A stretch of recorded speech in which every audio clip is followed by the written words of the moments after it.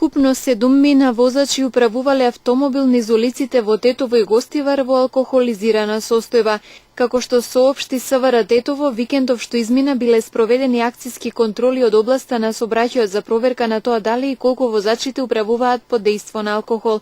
Во тетовската контрола биле опфатени и алкотестирани вкупно 23 возачи. Тројца од нив биле забележително поднапиени и веднаш се исклучени од сообраќај.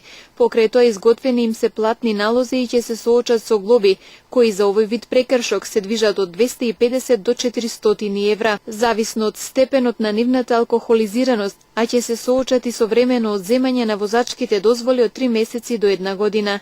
При контролата исто така утврдени се уште 6 други видови прекршоци, кои соодветно се санкционирани со платни налози или покани за наплати на глоба, соопшти СВР Тетово. Со гостиварската акција пак вкупно фатени се 59 возачи, а 35 од нив биле алкотестирани. Кај 4 од тестираните утврдено е присуство на алкохол и исклучени се од сообраќај, така што и тие ќе треба да платат глоби и времено ќе им бидат одземени дозволите. Кај гостиварските возачи откриени се и 5 други видови прекршоци, како немање возачки дозволи, возач почетник, нерегистрирано возило и друго.